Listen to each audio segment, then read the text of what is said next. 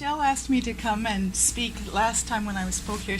I just mentioned at the end about the four cornerstones or the building blocks for developing our psychic ability. And she said, that sounds like a great topic. What do you guys think? Would you like to hear about that?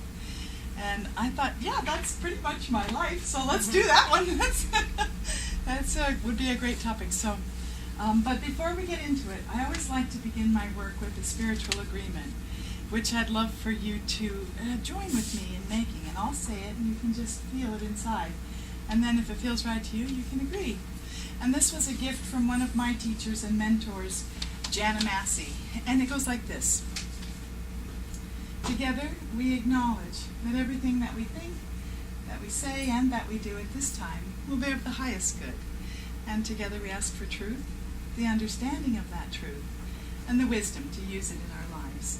Can you all agree? Thank you. Isn't that a nice agreement? It's a beautiful way to start any interaction.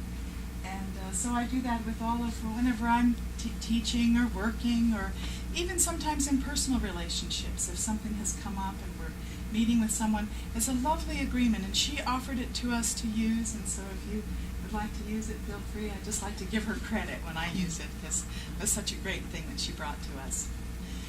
So, years ago, when I was in my 30s, like 31 or something, to my great surprise, I broke my back. And I had a choice of getting into a body cast or, having pins put in my spine. And I just thought, I think I can heal this if I just take it easy and go to bed.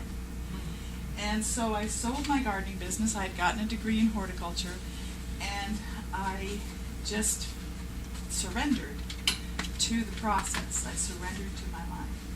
And what that and the next 10 years taught me is that our challenges really are our blessings. There's always a silver lining to every one of these clouds that we come across.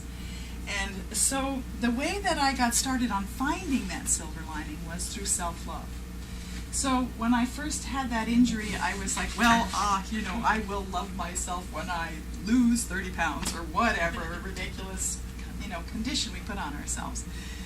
And so often we don't love ourselves. But the thing of it is that when we really think about it, we are spirit having a human experience. We think we're humans having a spiritual experience from time to time, but really we come from spirit. We come from love. We are love.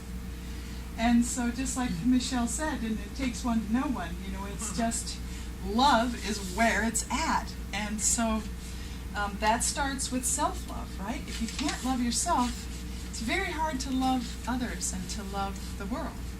So I got started on that while I had that back injury. I thought I was going to be studying finances and things like that, but to my great surprise, those books put me right to sleep. So, and I'm not much of a TV or radio person, so I got started with, fortunately came across that wonderful book Louise Hay wrote called You Can Heal Your Life.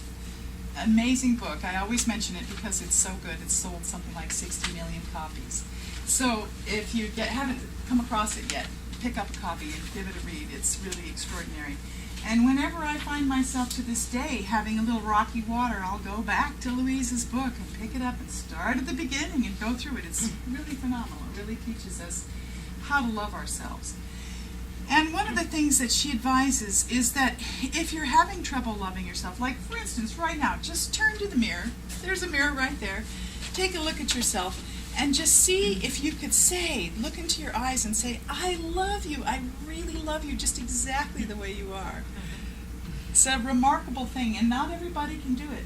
And sometimes that'll make people shiver and shake and cry because it's hard to do, because since the time we were little kids, we were taught, oh, no, you just wet your pants or whatever the heck it was, or don't do that or do this or whatever. And we're constantly trying to meet this obligation of rising to be somebody that we don't feel like we were ever created to be. And so this is self-love is about accepting yourself and letting yourself be who you truly are. Letting yourself be who you are. So I've handed out a little handout here, which is at the top. These are the 4 building blocks for developing your psychic ability. And at the top it says self-love is the foundation. So I like to think of this as the metaphor of a house. So if you were going to have building blocks to build your house, or cornerstones, you would have to start with a foundation, right? Well, the cornerstones don't work so well if you don't have that foundation underneath you. So it just so happened, as I was making up these notes, that I had A through F for each one of these categories, 6 little points. So there they are. So the first one is the mirror work, if you can learn how to love yourself. And then the second one is to forgive yourself, to be gentle with yourself.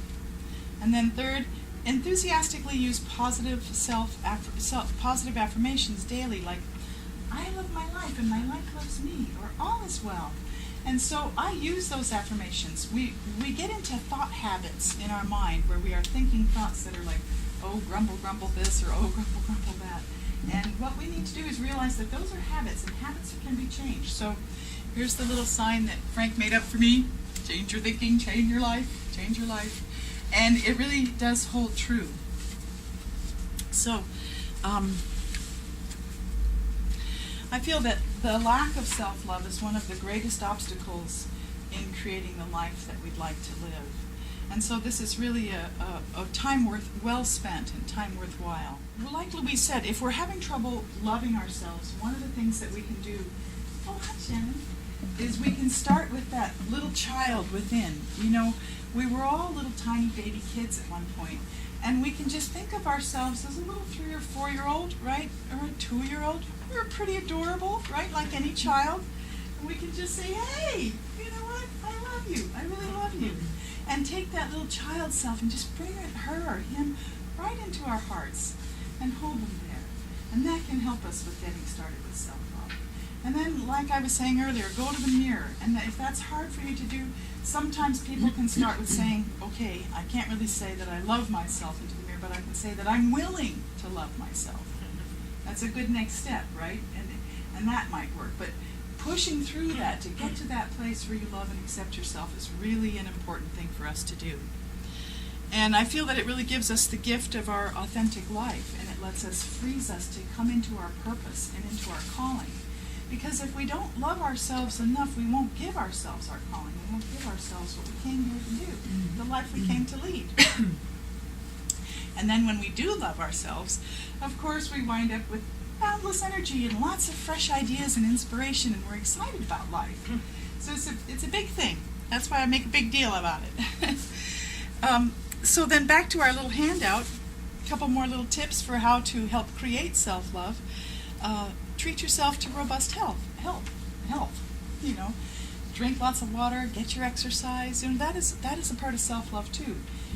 So remembering those daily habits like that, spending time out in nature, spending time with friends, enjoying some time from time. We get so locked into work and too much of this and that, and I'm guilty of that too. And then I have to think, okay, now what can I do that's really fun, that I would really enjoy? And then give yourself that gift of something that you would love. And then to have fun. That's a good thing to do, right? So sometimes I'll just make dates with friends and just drop in or go over and see if I can't get somebody to come and be frisky and play with me. So one of the things that we just did on the 4th of July, Frank and I and Sharon, who just arrived, we went and made a sand sculpture on the beach in Cayucas. And, you know, we wound up creating a sun with the animals for flames and plants. And it was great, you know, and why not go out and get dirty and have a good time? So that's our foundation, right? And then the 4 cornerstones to build this house. So the 4 cornerstones are here. They're in bold. They're sanctuary, dreams, meditation, and prayer. Now these, the sanctuary is one that seems a little like, what? You know, well, you do need to have a place where you can go, where you can be alone with your thoughts, where you can process your relationships or your emotions or your feelings, where you can grieve. You know, we just lost a dear friend, our kitty cat just passed away on the weekend last, and so we've been grieving, and we need to have a place where we can go and do that. We also need to have a place where we can go and work on forgiveness, forgiving ourselves or forgiving others. And my young nephew has a lot of wisdom, and he came to me not too long ago with this wonderful little forgiveness prayer, because sometimes we need a prayer that helps us to forgive others. And he came up with this one, which it goes, please give, and then you fill in someone's name, right? Please give so-and-so all the love, joy, happiness, peace, serenity, tranquility, courage, acceptance, etc. in the world as they work through their struggles, as I work through mine. Just acknowledging that, somebody who we feel has done us wrong, obviously they've got some problems and they're trying to work through those struggles. They've got something that, has caused them to behave in a way that we don't feel was right. So let's just pour the love at them and then let them work through their struggles with that extra energy of love. And then we'll work through ours. Now, that's not condoning their behavior. That's just helping the universe, using that intention to see them come to rightness, to see them come to their wholeness, whatever it may be, to understand that they need help and that they were damaged or they were injured or they don't have self-love or that they're lacking, and so to help them to move ahead. And then I feel like a prayer like this can really help us to turn our own minds around, to begin to follow our hearts more fully back into oneness, because that's what all the great spiritual teachers say, right? We are all one. Almost every great spiritual teacher who's ever walked the planet says that. Well, if we're holding somebody, in a, that person is that's like saying to my big toe, you're no good. Off with your head, No. Number one rule of anatomy, keep all your parts, right? So, same thing holds for community and for loving us all. We want to try to find a way back into love and back into harmony. So, a sanctuary. That's where we can start to do that inner work. And, children are great at this. When I was a kid, I had all sorts of little hidey holes in the neighborhood. I had these bushes that were 2 doors down where I could get actually into the bushes on the ground, look up and see the sky. And it was only just as close to the sidewalk as you are right here. And people could walk by, even dogs could walk by. If I was really quiet, they wouldn't notice me in there. It was pretty great. I loved it.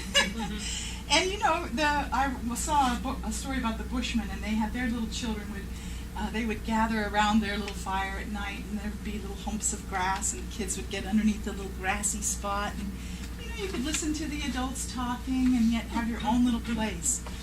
I had a stairwell that I would go to when I was young. I grew up on a lake, and there was a stairwell that had trees that were hanging over it. And when I was sitting on that stair, people didn't really know I was there.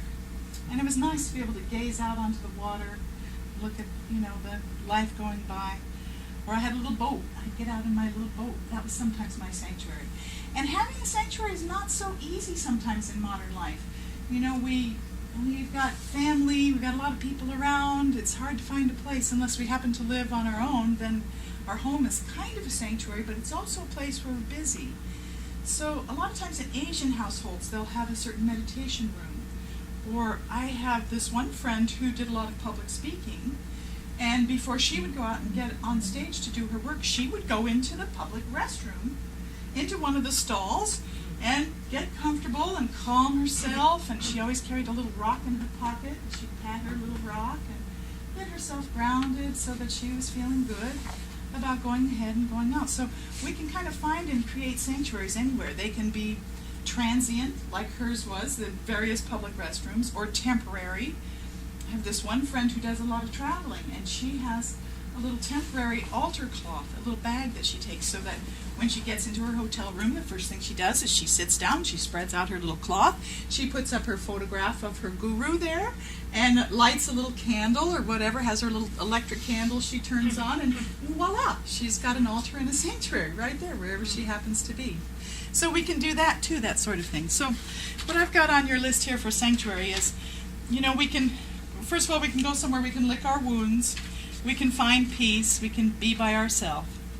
And that can be a garden, it can be under a tree, it can be in a car. Sometimes I'll just go out and sit in the car if I just kind of need a little peace and quiet, They're kind of an impromptu sanctuary, but hey, it works. I've got my, little nature items in there, gifts from nature, some rocks and things, and it's warm, it's snuggly. Works great for a little sanctuary. Of course, the traditional sanctuary is a church or a place of religious practice. But it can be your room, it can be a garage. My dad used this garage as a sanctuary. He would go out there and sort nuts and bolts. I could always tell when he had something on his mind, because he'd go out there and he'd dump out his different cans of screws, and then he'd sort them. And, after he spent about an hour or two doing that, he came back a new man. He was all refreshed from that experience. That's a great thing. So it can be a garage, it can be a bathroom, it can be a stairwell, or a church, or a bedroom. And the bedroom I mentioned because when we're doing our dream work, we kind of want to have that sanctuary to do our dream work while we're in bed, because that's one of our cornerstones as well. So then our sanctuaries are also used for vision quests, for inspiration and guidance, and these are often missing in modern life, right? We don't often take the time to see what our visions are or to get our inner guidance, and we do need to take the time to do that. And these other cornerstones help us with that.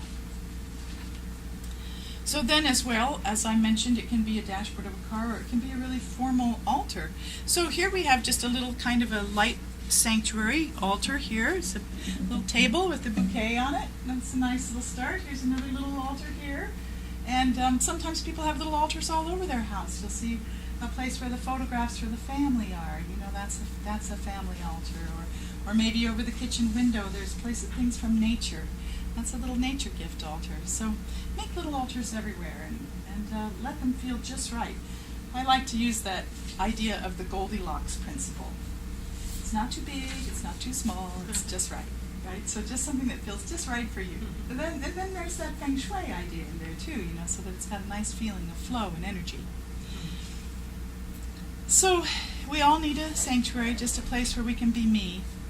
And that's one of my favorite things to do in a sanctuary, is to just kind of remember what it was like to be me when I was 6. You know, so just take a moment and just, if you want to, just close your eyes and just think of who you were when you were 6 and what you might be doing right now if you were 6. You might stretch your toe out, you know. You might be thinking, oh gee, maybe I'd like to stand, whatever, you know. That's a nice place to get started. And then go ahead and bring your consciousness back to the room.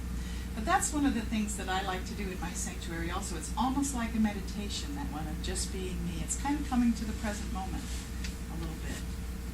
So then our next cornerstone is, our next building block, is dream interpretation. And our dreams really help us to open our clairvoyant function. They are allowing us to use a different part of our brain. After all, when we're asleep, our conscious minds are not there, right? we're in an unconscious state. So our conscious minds are busy all day long doing all kinds of stuff, and we think that's the full package. But really, there's like 95% of our brain power that isn't really occupied in the conscious mind. It's memories from the past, it's our subconscious, and there's also our superconscious mind. There are inspirations. Now, we can get in touch with our superconscious mind during our conscious waking state. During the day, we'll have an inspiration or we'll have a heart feeling that'll sort of open us up. But for the most part, our subconscious mind, boy, we're just not checking in with that at all. We're not having any clue about that.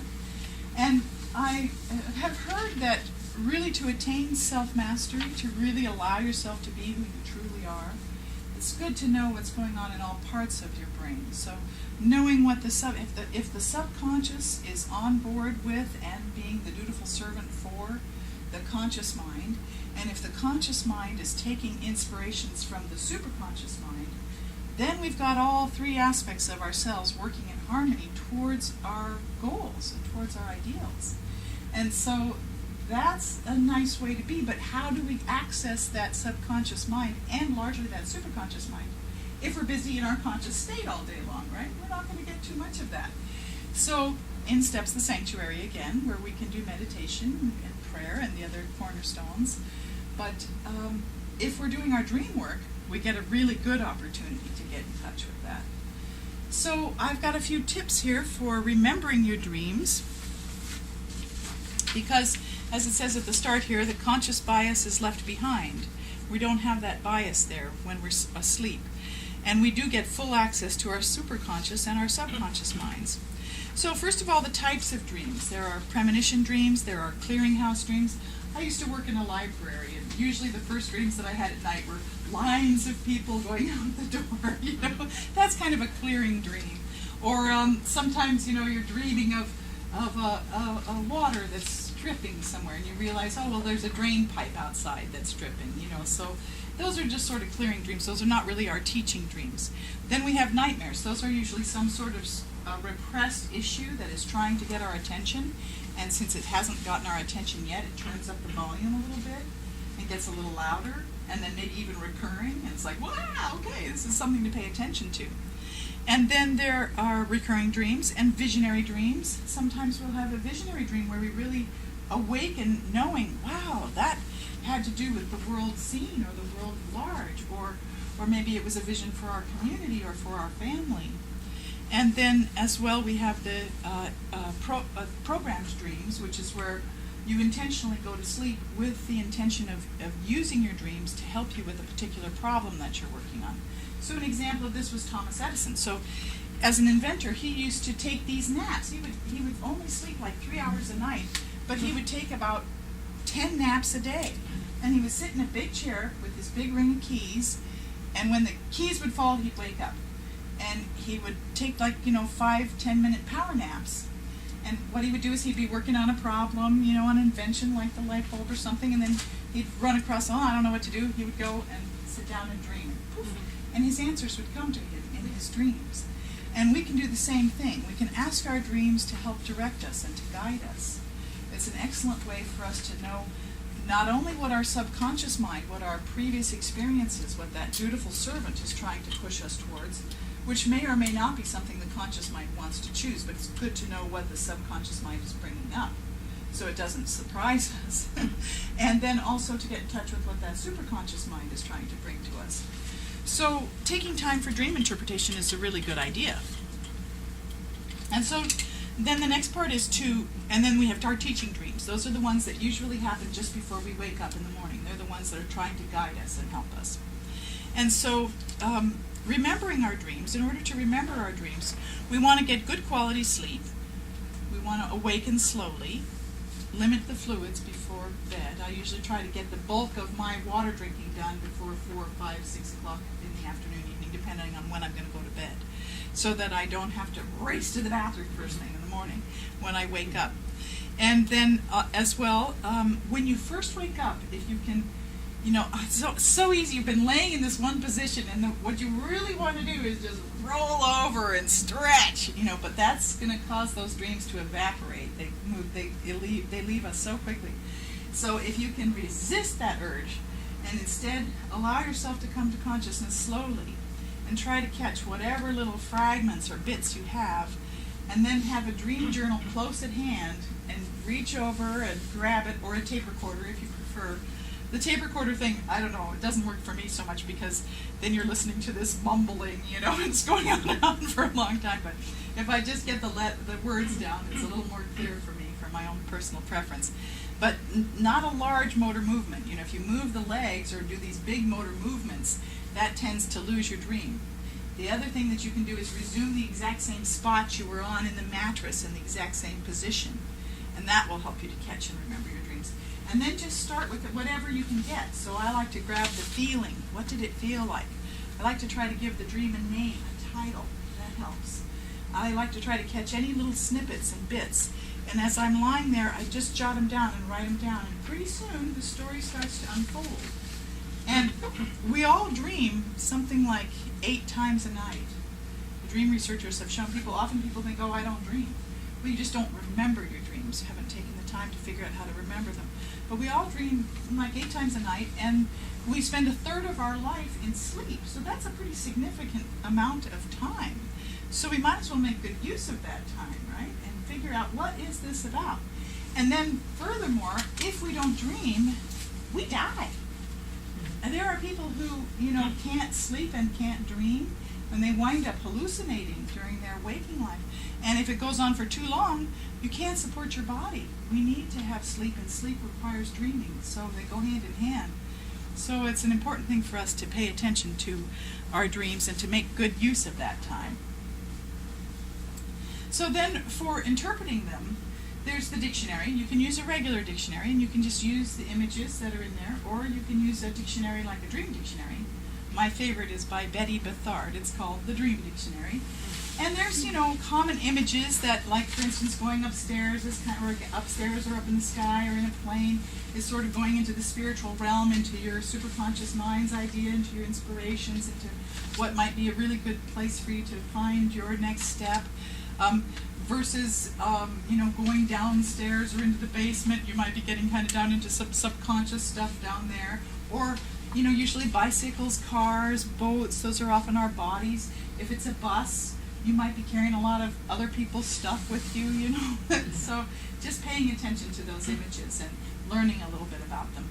And I'm just touching on these topics of these cornerstones today. Of course, dream interpretation is a gigantic topic, and there have been, hundreds, if not thousands, of books written on the topic. So this is a little bit of self-exploration, but I'm just telling you the tools that I used to really develop my psychic ability, because I didn't think I was going to be a psychic. I thought I was going to be a gardener. I was perfectly happy with that idea, and I still am a gardener. But Spirit had another thing in mind for me. My higher self was trying to get a hold of me. Knock, knock, Josephine, wake up. Come on, we got some work for you to do, girl. You got some purpose here. Let's get on it. So this is just one of the tools that I use to help me find my way into my psychic ability. And it turns out that these cornerstones help everybody find their way into their psychic ability. The students that I've worked with, if we really start using our sanctuary for our guidance and using our dream interpretation to find out where we're going in life, and meditation and prayer, we step into having an increased psychic skill. So one of the ways that our dreams help us to increase our psychic skill is we're using our vision center, right? That's our clairvoyant center. We're using pictures and images. Well, a lot of people who have psychic ability have that very active. They can really see things. They see it with their third eye. They have a sense about it. It's an extrasensory perception that involves images and visions. So that's one reason why dream interpretation really helps us to develop our psychic ability. Then another way that we can interpret our dreams, and this is one of my favorites to do if I'm in a hurry, and it's really good for artists, is to take your dream journal and just draw a circle on the page, and then start just filling in little stick figures. This is not, you don't have to be, Van Gogh for this. You can just sort of sketch things in. And you can do it pretty quick. And then later I find, oh yeah, I can remember that dream pretty well, because there were the clouds and here was the stairs, and then the cats were following me up the stairs and my dad was up at the top. And you can kind of start to see what, oh yeah, okay, and then you can work with that dream at a later time. Another way to work with dreams is free association. Just sort of like taking like if you have an image of a pearl in your dream, well, you might think, well, what does a pearl mean to me? Well, it means shiny, it means grandmother, it means love, it means string of, it means beads, it means peas, who knows whatever it's going to come up. We get that free association, write down those images and those free associations, and then you can pull that and start massaging that together to pull some meaning out of that dream. Another interpretation method that I love is dream dialoguing, where you pretend that a pillow is the bear that was in your dream, and you talk to the bear. Now, why were you chasing me? And then you come over and you pretend like you're the bear. And well, because I'm mad at you. Well, why were you mad at me? Well, because you ate all my dinner last night. What do you mean I ate all your dinner last night? You can go back and forth, and then pretty soon you find out that what was going on, or you get the aha moment when you suddenly begin to understand what that dream means. And the bear was a masculine image, and the masculine is typically us being out in the world doing things, and the feminine image wasn't getting the dinner. Well, the feminine is often the yin, the introspective. So I was so busy being out in the world and doing too much that I wasn't taking the time to nourish my inner world. And so that bear came to me to chase me, to say, hey, wake up. You're supposed to be doing some of this too, And he ate all my dinner because I wasn't paying attention, and I was just giving all my energy to that outer part of me. So then we get the aha moment. It's like, oh, okay, I need to start spending a little more time on my inner life. And then we're heading in the right direction, or whatever the dream was, that whatever your images were and what they meant to you. That was just one little example. Another way and I have a radio show, by the way. You've got a flyer, and each month I cover these different topics. So I just finished doing a month on dreams, and right now I'm in a month on prayer. And next month I'll do a month on meditation. There's an hour-long program for each one. So this is just like a quick little glossing over, because we're giving you the hurry up in just an hour of how to build this house of your life. But there's a lot more information there. And then as well, like I said, there's hundreds of books written on these topics, so easy to get information about how to do this.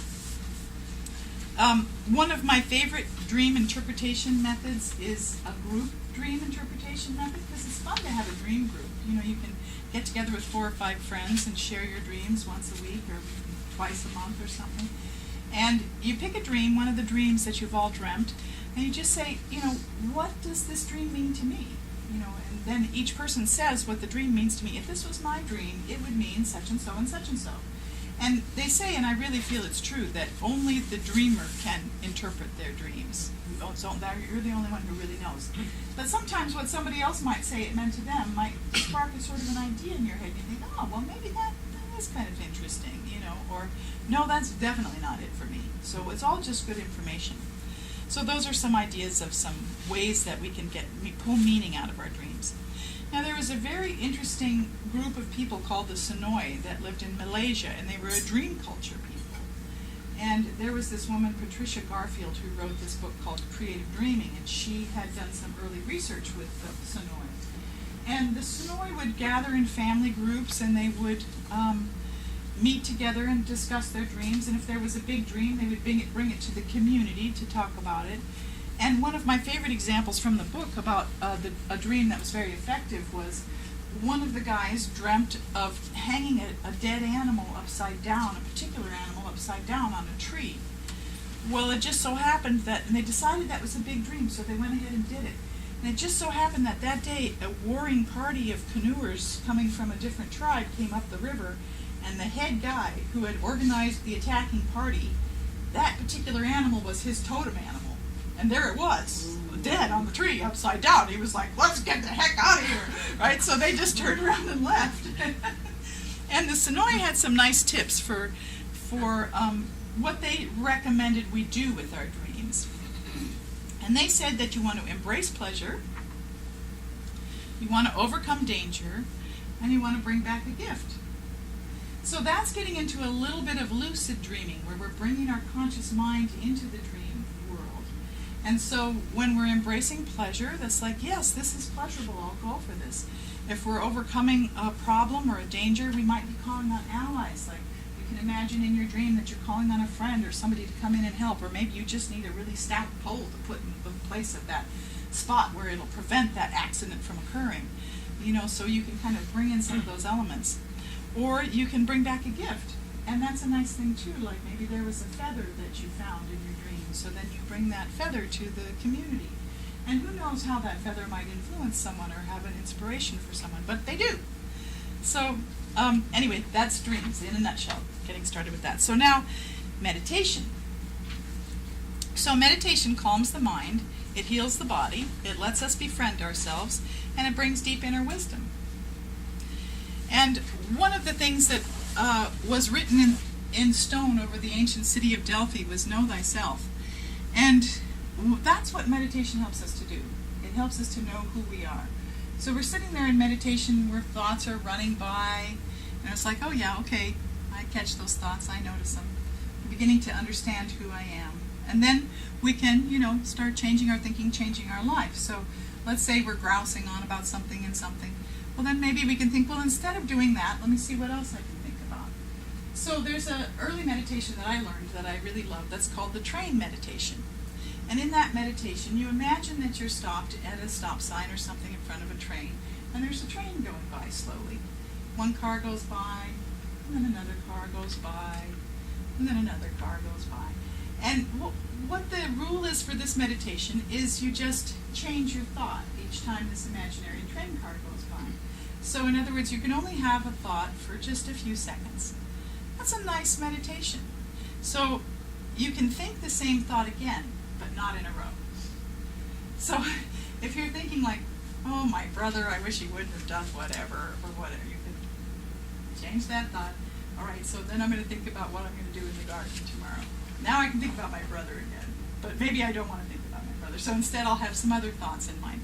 And what we're doing here is it's like a runaway horse on the beach, right? Our minds are like going off on something. We want to just learn how to pick up the reins and take a hold of our thoughts, because we are very creative beings and we really create our lives with our thoughts. So learning how to control our thoughts with our meditation is a really good idea.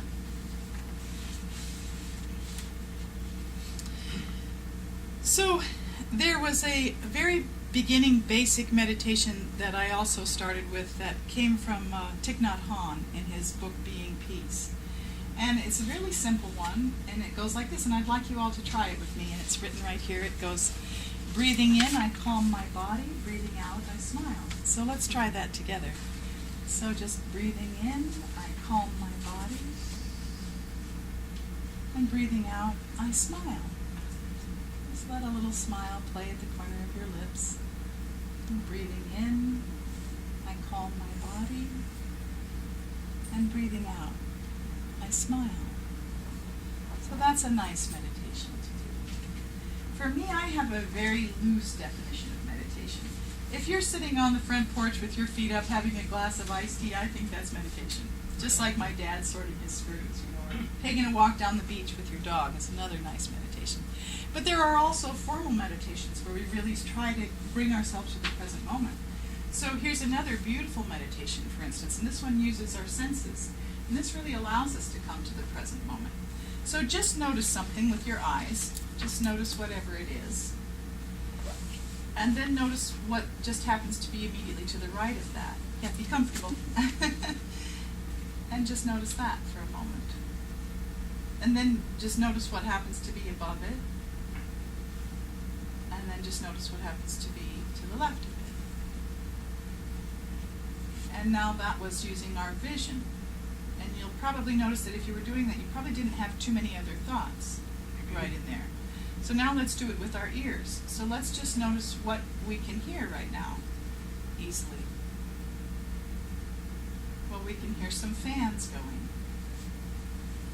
If we listen very carefully, we might be able to hear a little traffic. We hear a door or a closet closing. So now again, not too many thoughts in there. So now using the sensation of touch, just notice where maybe your clothing is touching your body, where your sit bones are touching the chair or the floor,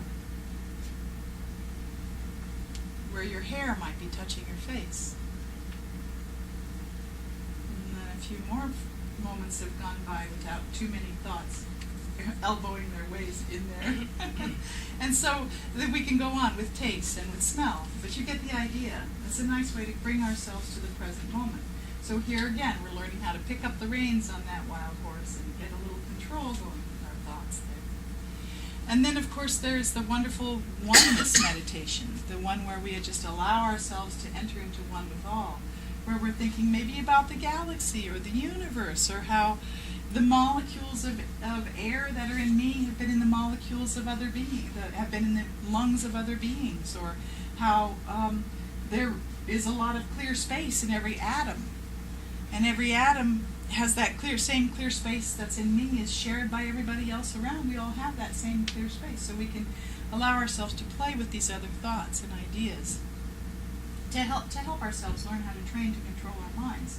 Now, how does this help with psychic ability? Well, if we're going to be listening on behalf of ourselves to allow ourselves to develop our psychic ability, we have to know how to calm that wild horse on the beach. We have to learn how to stop that, as they call the monkey mind. We have to be able to be perceptive and receptive. And so the meditation allows us to calm our bodies and calm our minds and become more receptive. Plus, it's like fabulously good for us. It helps with cardiovascular disease. It helps to control post-traumatic stress disorder. It lowers our blood pressure and lowers our blood glucose levels. It's just wonderful for us to spend time in meditation so far as our health and well-being goes. So that's another cornerstone for developing our psychic ability. And then lastly, let me see if I've covered our topics here, so our little topics. So we can do meditation either seated or lying down, or like I said, walking on the beach or whatever works for us. And another meditation that I like to do is a body scan. Just how is my body? Checking in with it. How are my toes? How are my ankles? How are my knees? How are my hips? How does my liver feel? How do my lungs feel? How's my throat and my eyes? How are they? You know, it's kind of a good way to get a little information about loving ourselves more, about caring for ourselves. So, gee, maybe I'll do something a little different tomorrow with my diet or with my exercise plan so that I can take better care of myself. And then as well, there's that idea that comes out of the East of the witness within, where we can just observe ourselves. Like, there's a part of me right now that's not connected with the person who's doing this talking here. It's just kind of like, oh, there's Josephine. There she is. Yeah. Kind of a neutral, compassionate part of myself that's just watching everything. That part of ourself, by the way, doesn't die and isn't born. It's kind of continual, that part of ourselves. So paying attention to allowing that witness to become a little more dominant in our awareness is a great idea and a wonderful meditation that we can do. So that we're just like letting part of ourselves watch ourselves. So that, and then more practice we get at that, then it's like, oh, there I am having a hissy fit in the kitchen. Well, isn't that interesting? You know, I could do that, or I could do something different from that. You know, so if we get that sort of developed, then everything sort of picks up a little bit of humor. It's like, oh, isn't she cute? Look at what she's doing now. So that's kind of fun too. So I mentioned the witness in here. Then there are some other different types of meditation. One of my favorite meditation teachers was Shakti Gawain. She wrote that amazing gem of a book called Creative Visualization, where you just go through the whole book, little exercises, imagine a secret garden that you can go into. How does the garden look today? Kind of gives you an opportunity to check in on your emotional or your spiritual well-being, or meeting a spirit guide, or whatever those creative visualizations might be. And so I recommend that book as well. It's a great book. And then there's the loving kindness meditation. We did the present moment meditation and the oneness meditation already a little bit. The loving kindness meditation is a wonderful meditation that comes out of Vipassana, and it's the basics for that meditation is may all beings be free from suffering. May all beings be happy. May all beings be free. And we just take a moment to muse and meditate on those thoughts. Or may I be free from suffering. May I be happy. May I be free. May my neighbor be free from suffering. May my neighbor be happy. And then, you know, we can even pick someone who we grumble, don't like so much. May that person be free from suffering. May that person be happy. May that person be free. There's just nice ways for us to begin to use our minds in different ways than we constantly or seem to use our minds all the time. So allowing ourselves to train how we think and what we think is a great idea. So we do all meditate. I can remember being with my horse. I had the good fortune of buying a Mustang mare. I saved up my babysitting money when I was 11, and I bought myself a Mustang mare by the time I was 13.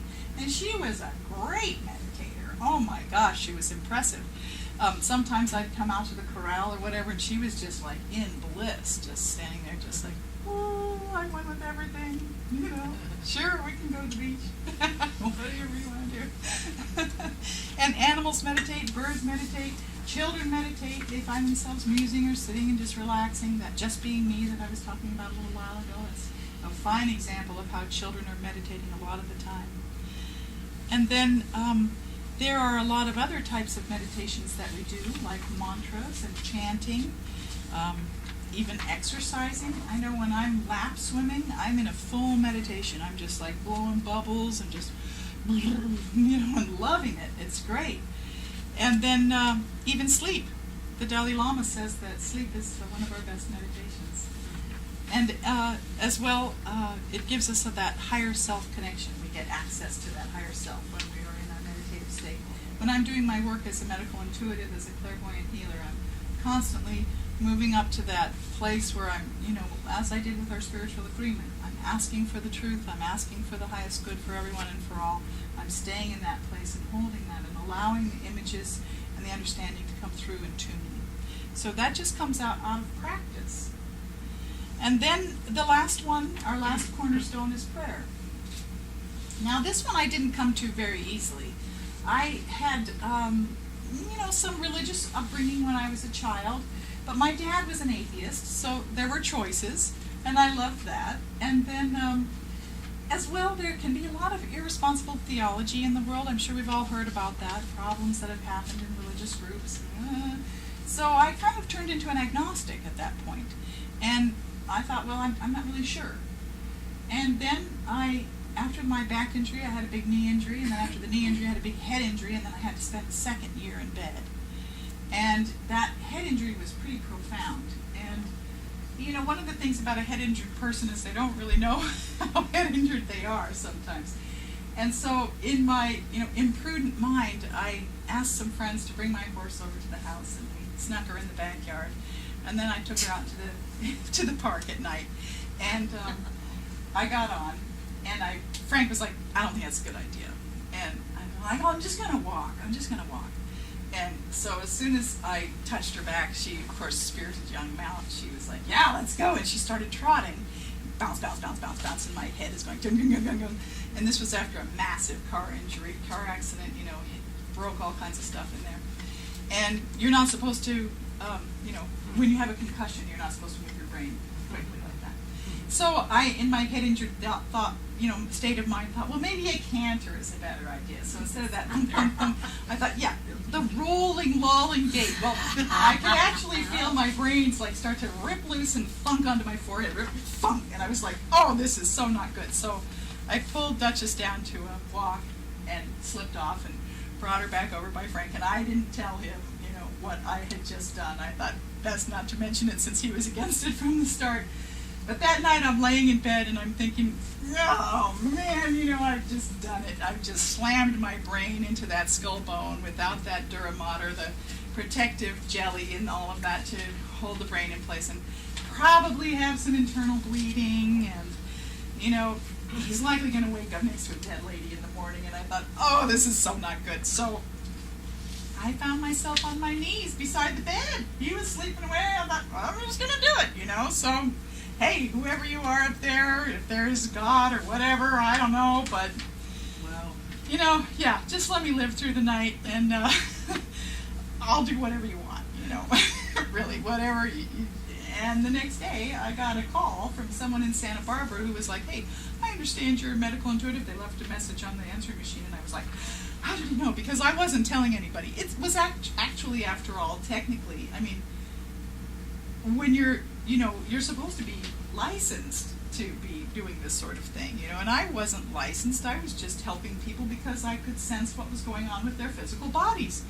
And I had a chiropractor friend that I was working with, and it wasn't really kosher for him to be doing that either, to be consulting with the psychic, but he would say, hey, let me talk with a colleague, and people trusted him, and I could help him with his patients who he was having a hard time diagnosing, and we did it on the off hours, when his office was closed, and then he would use that information, and, that is not exactly legal. So I kept it really quiet. He has since passed away, and, it's unfortunate that we don't allow all of our various methods of healing to be legal and available, although many of the laws have changed. So in California now it is legal. It has been legal since, I think it was 2001 that the laws changed. But in several states still, even massage therapy is illegal.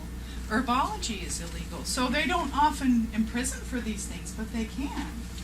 And so it was kind of scary for me. I thought, how did this guy get my number? I kept it really quiet. Only Frank and my best friend knew, and somehow. And so I was a little like, rawr, rawr, rawr. I'm not calling him back. Then I went into meditation, and I was like, okay. And then I heard you said you would do whatever. Oh. I guess I'm supposed to call him back? Yeah. Oh. What a surprise. So I did, and that started my career as a medical intuitive. And I since became a minister, so that I could be legal, because priests and ministers can do that kind of work. And then the laws changed, and then I was even further more legal to be able to do, just so long as people understand that I'm not trained as a medical doctor. I'm not even trained as a psychic. I just do what arose from within me. And so, it all worked out because, ta-da, all is well, right? I mean, that's where we started with self-love. Our challenges turn out to be our greatest blessings if we just learn how to ride through them. So that got me started with prayer. And I realized that, prayer instantly transforms our lives. It rescues us. It certainly rescued me. It centers us in love. And to me, it didn't really so much matter who or what I was praying to. And if we're all one, then we're just praying to that whole totality of everything, right? And so, and I love what Louise does, Louise Hay, who wrote You Can Heal Your Life. She uses the word life instead of God, because the word God can be kind of, prickly for some people. It can have issues. Not everybody. A lot of people have really great feelings with that word, but some people don't. And so she likes to use, I love life loves me. That's what she says. Life loves me. Instead of God loves me, she says life loves me. And then if something good happens, she'll say, see, life loves me. So here we are, changing our thinking again, finding our way into it. And then Houston Smith, who wrote The World's Religions, a beautiful book, he wrote it in the 50s. He kind of brought a lot of Eastern thought to Western mind. And then since that has really kind of spread, which is really nice to have this melding that we have now of East and West, a lot of people are doing yoga and things like that. And so there are many different types of yoga, and he speaks about them in his book, The World's Religions. But he also talks about all the different religions of the world, of course, the world's religions, and how their prayer is one of those universal things that happens. People get together and we pray. And there are the three basic types of prayer. There's the asking prayer, help me, There's the prayer of gratitude, thank you. And then there's the prayer of silent union with the divine, where we truly find ourselves. We're doing what we love. The perfect example of it is a little baby girlie dancing in the waves, splashing, just having the time of her life, She's one with everything. She's lost all sense of self. She's just like in her joy, in her bliss. There we are, stepped into our divinity. Or a musician who's composing, or a poet who's writing a poem. That is when we have really stepped into our divinity. We have owned our space as being a divine being, because we are all a ray of sunshine or a drop of water. We are a part of that massive consciousness that is imbued throughout everything, throughout all of the universe. And when we claim that for ourselves, it really makes a difference in our lives. And when we connect with that through prayer, then we are allowing ourselves to really hear and listen what our higher self has in mind for us. So that's, I think, part of the beauty of prayer. So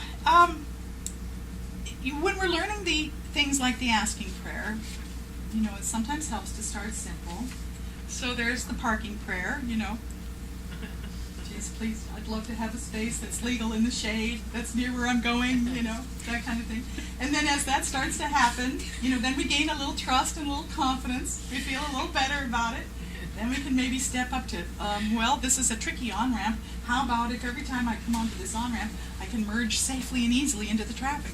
Well, then it's just a short step to, I'd like to get my master's degree. Or I'd really love to become an artist, or whatever it is. So just allowing ourselves to begin to manifest that and create what we want in our lives. It's a good idea. And then, of course, like with the affirmations, if we say our positive affirmations just for a few moments twice a day, but the rest of the day we're grumble, grumble, grumble, this is never going to work, I can't do it, rah, rah, rah.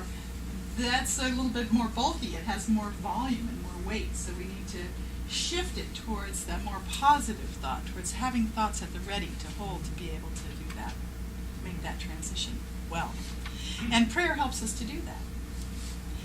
So then, as well, there's that was the asking prayer.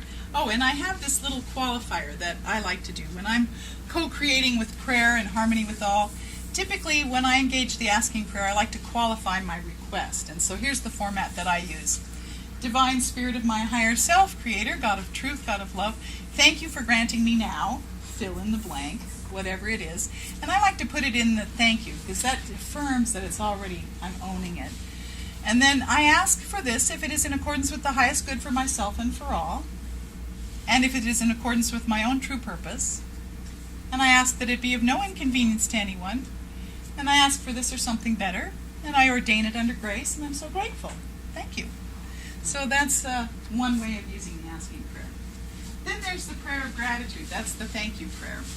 And so, sometimes I'll just go into these spontaneous gratitude prayers, like thank you for the color blue, and for the sky overhead, and for the trees and the leaves and the ground underneath me, and my beautiful feet and my toes, and thank you for my hearing and my eyesight and my time that I had with my beautiful horse galloping down the beach, and for my lovely relationship that I have with my husband and my friends and my neighbors, and just, thank you for the whole world. You can just go on, and sometimes I do, and I won't do that to you now, but you can get the picture. And so why not, have a good time and just be grateful. It really changes our mind. It changes our hearts. It changes how we are in the moment. It's a lovely thing to do. And then there's that prayer of the silent union with the divine that I mentioned earlier. And when we're doing that, we're in the flow, and we're doing what we love, and we've become one with everyone and everything. So set some time aside, for prayer. People have been doing this for millennia. They have prayer wheels, they have prayer flags, they are doing pilgrimages, they are doing, the namaste. When we do the namaste, that's a prayer. Seeing the God in each of us, seeing the beauty in each. Affirmations are like a prayer. Blessings, So often it's easy to complain to somebody about what they did wrong instead of saying, wow, you did this amazing thing, thank you so much. Blessings are great. And mantras, we've all heard wonderful mantras and chanting. So there are other ways of us for doing prayer, and I really encourage you all to do as many of them as you can and like. And I see that our time is sort of zipping by, so I'll wrap it up right now. And so when we are practicing these four building blocks on a foundation of self-love, we find that our psychic ability really takes hold, really starts to get settled in. And our spirituality rises as well, because these are all spiritual practices, right? Meditation and whatnot. And then our purpose can't help but blossom forth, because we are listening to our higher self, we're checking in with our subconscious mind, we're allowing ourselves to move forward in our lives. And I call those three the great triple blessing: our psychic ability, our spirituality, and our purpose. And as we do that, that to me is like the beating heart of that home. And it allows our love and our light to shine out through the windows, and we can come and go through the doors, bringing our gifts to the rest of the community. And when we are doing that, of course, we have reached a life of self-fulfillment and joy. And that's like the roof, the transcendence of our home. And so there are our four building blocks, our cornerstones for developing our psychic ability. And they are all the sorts of things that we want. What we want to do with those is we want to practice, practice, practice, right? These are practices. And so just like anything else, if you practice the piano for 5 minutes once a month, it's going to take you a long time to learn the piano. But if you spend a lot of time just remembering to have some time in sanctuary, or do your dream interpretation, or meditate, even if it's just 5 minutes once a day, then you're going to find these things are going to rise more quickly in your life, and you'll begin to see those results and generate those changes in your lives. And so I will just leave you now with my morning prayer that I do every morning. I get up out of bed after I've done my dream work and visited the restroom, and before I do my meditation, I open up the shutters and I say this beautiful poem by E.E. Cummings that goes like this. Thank you, God, for most this amazing day, for the leaping greenly spirits of trees and the true blue dream of sky, and for everything which is natural, which is infinite, which is yes. I who have died am alive again today, and this is the sun's birthday. This is the birthday of laughter and of love and of wings and of the great, gay, happening, illimitable earth. How can any tasting, touching, seeing, feeling, hearing, any human merely being doubt unimaginable you? Now the ears of my ears awake, now the eyes of my eyes are opened. And with that, I'll leave you to have a beautiful evening. Thank you so much for coming. It's been a joy to have you.